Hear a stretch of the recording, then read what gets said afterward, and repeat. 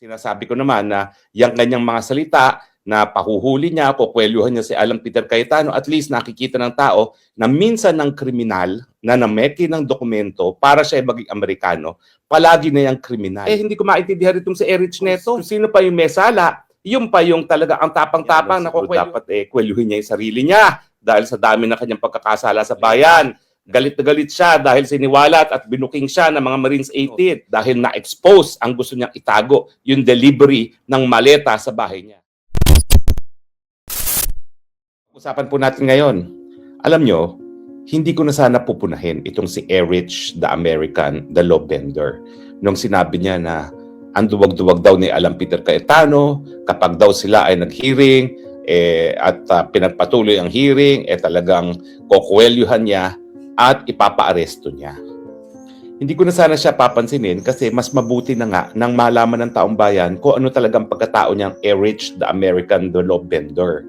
Unang-una, huwag niyo pong kakalimutan bago niyo yan hinalal bilang senador, napilitan niya magbitiw bilang kalihim ng Department of Social Works and Development kasi nga dun sa kanyang issue ng citizenship.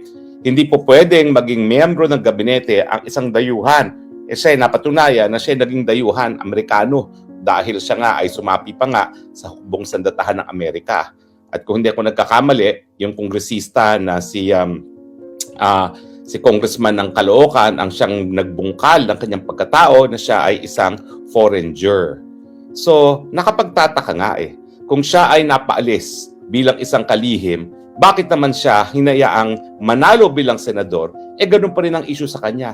Ikaw ba ay Pilipino? Hanggang ngayon, hindi natin maintindihan kung siya nga ay Pilipino kasi nga po, ang ginawa niya, pineki niya ang mga dokumento niya.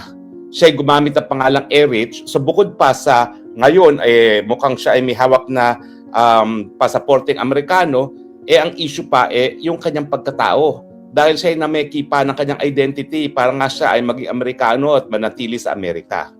So, sinasabi ko naman na yung kanyang mga salita na pahuhuli niya, kukwelyuhan niya si Alan Peter Cayetano, at least nakikita ng tao na minsan ng kriminal na nameki ng dokumento para siya ay maging Amerikano, palagi na yung kriminal. Kaya nga yung mga pinagsasalita niya, ay mabuti naman makita ng taong bayan na kriminal ang pagkatao nitong si Erich. At dahil siya ay kriminal nga dun sa kanyang falsification at dun sa kanyang pagiging peking Pilipino, di siyempre, alam din natin na dahil siya ay naging kalihim ng ACT-CIS, yung party list ng mga tulpo talaga na pinakamalaking nakuha, isa sa pinakamalaking nakuhang pondo sa maanumalyang budget na 2024-2025 ng Kongreso, sigurado po nakinabang din yan sa flood scam. Kaya mainit na mainit siya sa flood control investigation kasi baka merong tumbukin sa kanya. Sigurado po ako na meron kasi napakalaki na nakuha na budgetary allocation ng ACT-CIS. At alam nyo naman yan, kahit sinong santo dyan sa kongreso na yan, basta malaking nakukuhang pondo sa infrastructure, meron po yung kubra. Yan ay tapatin na natin. Kaya nga nagtataka ako kung bakit alam naman natin na baka siya ang tutumbukin, isa sa tutumbukin na merong maleta at sinabi na nga ng mga Marines sa 18 na 2 beses sila nag-deliver sa bahay niya ng sangkatutak na pera, dapat siguro naman, manahimik na lang siya. Hindi ko maintindihan itong si Erich Neto. Kung kailan, kung sino pa yung may sala, yung pa yung talaga ang tapang-tapang na kukwelyuhan daw niya itong si Alan Peter Cayetano. Ano ba naman niya, no? Siguro dapat kwelyuhin niya yung sarili niya dahil sa dami ng kanyang pagkakasala sa bayan, nagsinungaling sa kanyang pagiging Amerikano, nagsinungaling sa kung sino siya para maging Amerikano lamang. At ngayon, siyempre, nagsisinungaling pagdating dito sa mga mali-maleta. Galit na galit siya dahil siniwalat at binuking siya ng mga Marines 18. Mga Pilipino, kailan ba kayo matututo? Nako, wala naman kayong tigil na ibotong mga tulpo. Hindi ko kayo maintindihan, no? Ba't kayo nagpapabola dyan sa mga tulpo na yan? Kailan kayo gigising? Ano ba yan? Hay nako, mga Pilipino, kaya tuloy ang ating bayan ganito Dahil kayo hindi kayo na naninindigan na kinakailangan ang mga utak kriminal, walang posisyon dapat sa gobyerno. Hindi dapat sila linuluklok sa mga makapangyarihan mga posisyon dahil sila ay mga kriminal. Ang mga kriminal dapat nakakulong, hindi dapat nasa Senado. Ano ngayon? Di napahiya siya. Akala naman niya, mabubura niya sa pagkaisipan ng taong bayan, yung pagiging kriminal niya na nakukwelyuhan pa niya si Alan Peter Cayetano. Hindi naman pwedeng kalimutan ng taong bayan yon. Dahil alam natin na nasabi na niya yon. At kahit siya'y humingi ng paumanhin, alam natin, ano lang yan? Showbiz. Dahil sa dibdiban niya, sa loobin naman niya, wala naman talaga siyang pakialam. Gusto niya talagang kwelyuhan si Alan Peter Cayetano dahil na-expose ang gusto niyang itago, yung delivery ng maleta sa bahay niya. At ang tanong ko saan kinuha ni Erich the Pretender American ang pera para siya magkabahay sa Green Hills? Yan po isa sa pinakamahal na subdivision sa buong Pilipinas. Sa totoo lang po, mukhang mas mahal pa per square meter ang presyo ngayon sa Green Hills kesa sa Forbes Park. Bakit po? Kasi ang Forbes Park, malakihan ng mga lote. So per square meter, mas mababa kaysa sa Green Hills. At ang Green Hills kasi, paborito ng mga Filipino-Chinese. Kasi ayon sa kanila, yung buntot ng dragon, which signifies prosperity and wealth, nadyan mismo sa Green Hills. Kaya nag-uunahan ang mga bilyonaryo, mga Filipino-Chinese na bumili ng bahay dyan. Saan mo namang kinuha ang pera para magkabahay dyan sa Green Hills? Bago ka naman pumasok sa larangan ng politika, nung ikaw ay talagang Secretary of Department of Social Works and Development, ikaw ay isang reporter at isang host lang ng PTV4.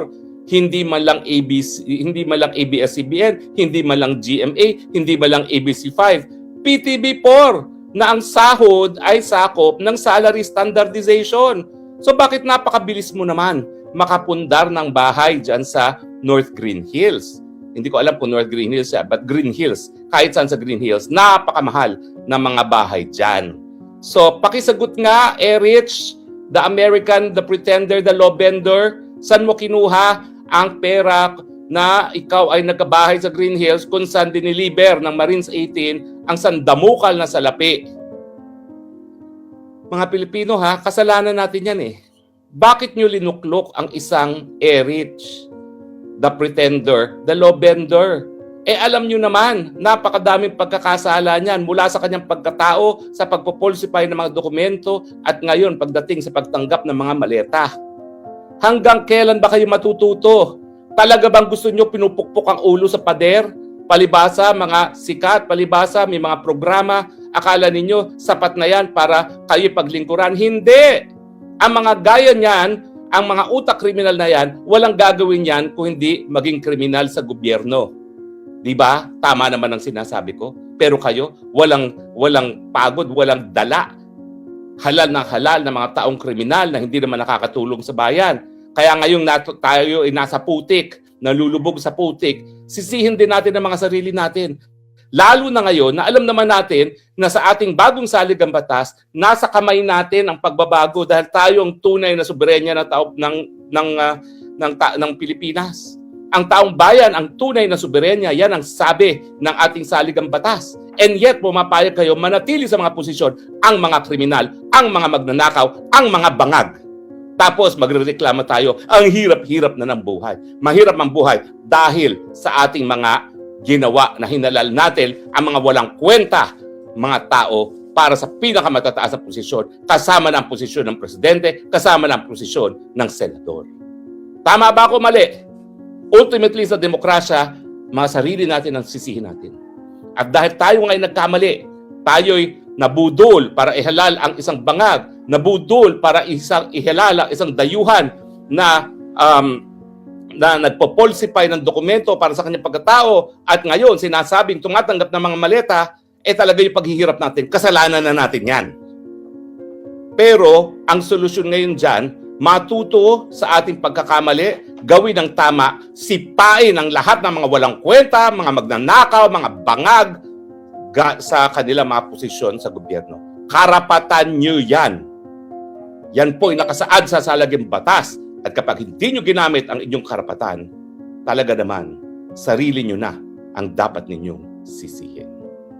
Maraming salamat po sa inyong patuloy na pagtangkilik Happy Sunday at sana habang tayo ay nagsisimba, nagdadasal sa Panginoon, ipagdasal po natin ang ating bayan, ipagdasal natin, thine will be done, ipagdasal natin na kinakailangan bumalik ang moralidad sa ating gobyerno, ibalik ang mga tunay na may takot sa Panginoon gaya ni Alan Peter Cayetano sa posisyon at gaya ng mga Duterte sa posisyon.